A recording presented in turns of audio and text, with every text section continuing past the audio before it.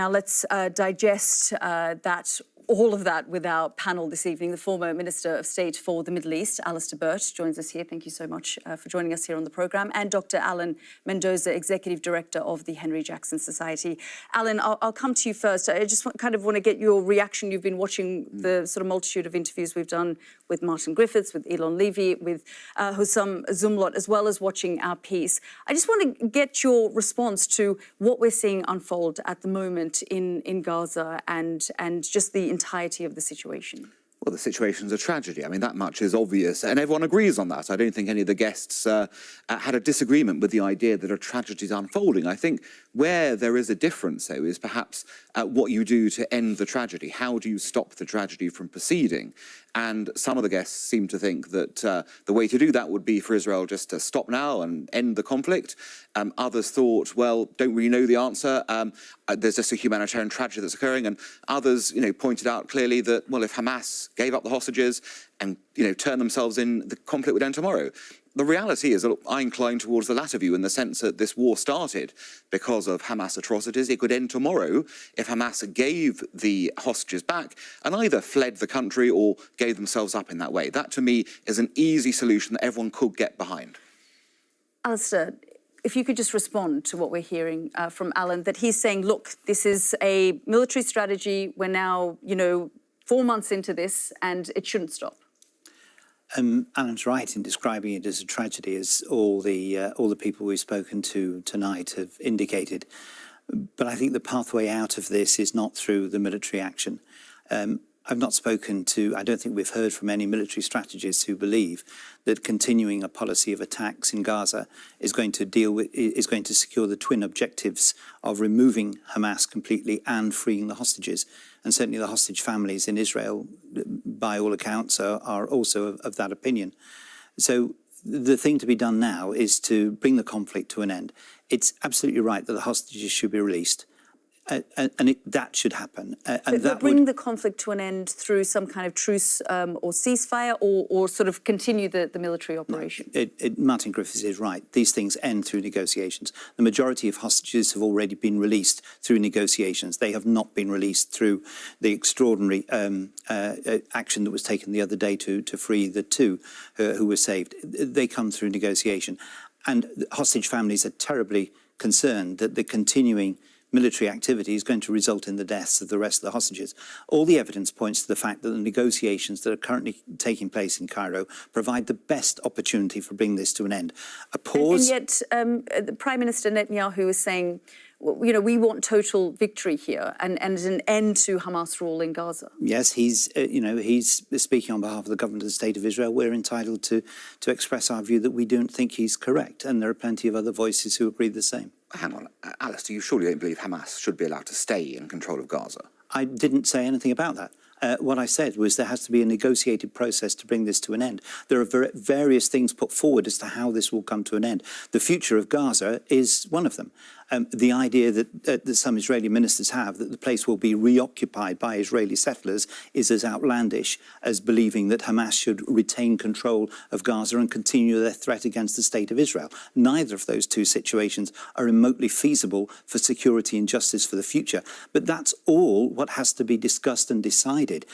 It would be better if that was not done on the backs of more civilian deaths. The 17,000 orphans that were mentioned, just to raise that for a second, who are going to look after those children?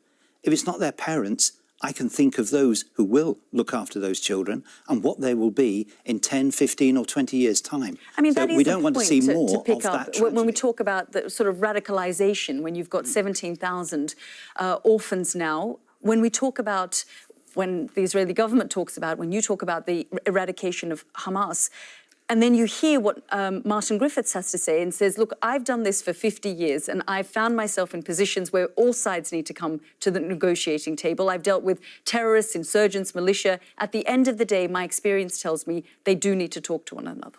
I don't think it's possible to talk to Hamas. I don't think it is, because Hamas launched essentially a human rights atrocity attack on Israel and has said over time it would do it again. You don't talk to people who want to kill the other side, basically. That doesn't work. Now, I think in reality, Alistair is right that we have to look at what the day after looks like and where we get to. But I think everyone would understand that that would be much easier if Hamas accepted that they had, gone too far. They'd have to leave as a result. By the way, much as Yasser Arafat and the PLO did in 1982 in Lebanon, they left. They left to Tunis. As a result, that things, moved on. After 4 months, and a video emerges of Yahya Sinwar roaming around a tunnel, how successful has this operation been? Oh, no, well, I think that's actually interesting that the video came out, etc., and that he's still scuttling around tunnels. But that's from October 10, that video. We don't know where he is. We don't know where he is now, but the reality is he's almost certainly still in Gaza, because we'd no doubt hear about it, otherwise he'd be out of Gaza. The point is he wants to stay in Gaza because he wants to show victory, i.e.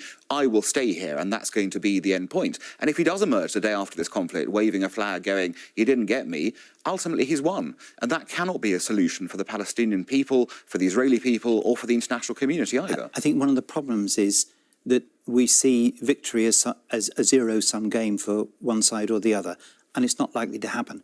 Prime Minister Netanyahu desperately needs to continue the conflict because his reputation for security was destroyed completely on October the 7th, and virtually the basis of his premiership over many years was destroyed at the same time. Deliberately making sure there was not a Palestinian state and covertly ensuring that the Palestinian Authority was weakened and Hamas somehow was strengthened in Gaza. All this has come to an end. On the side of Hamas, their dream that Israel will be wiped out from the river to the sea, that is not going to happen either.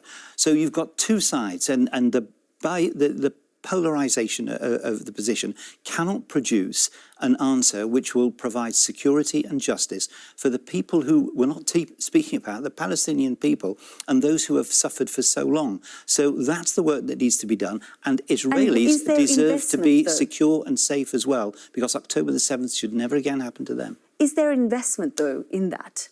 That kind of we keep hearing the rejuvenated situation and revitalizing this. I think there is investment. Remember, the states around Israel and Gaza and the Palestinians, they're now caught up in this conflict, and we've heard more about that tonight. All these states have a vested interest in the sort of Middle East we were beginning to see 6-9 months ago, when states were beginning to talk to each other. Saudis were talking to the Israelis. There was a possibility of a different Middle East. That has been destroyed by October the 7th and what's happened. People want to get that back. So these states are invested because they don't want to see the conflict continue. Many of the states are worried of the support that Hamas has got from their populations because of what's happened. So they have a vested interest in bringing this to an end. So there's a lot of people who do want to see it come to an end. They are investing time. That is why Egypt, principally, Jordan, Saudi Arabia and others are involved in the talks. Well, will Israel accept the idea of, okay, well, look, let's just bring a ceasefire to this, bring an end to this, and sort of just see what happens? Well, no, it can't. It can't accept that idea right now in the sense of, oh, let's just stop it right now. Just as we wouldn't if we were in a similar position. I mean, there's no doubt that had the UK been attacked in a similar way, there'd be no question of people in this country going, you know what, we must stop now. We'll sort it out afterwards as to what happens. That's how it works. That's not how these things develop. But then in Rafah, we've got over 1 million people in a very densely populated area. Most of them talking to us, a number of them talking to us, saying that, we're waiting here to die. Well, nobody wants to see that. And that, I think, is why there's been a revitalisation today. I know there was a downgrading of the talks, and talks have been upgraded again.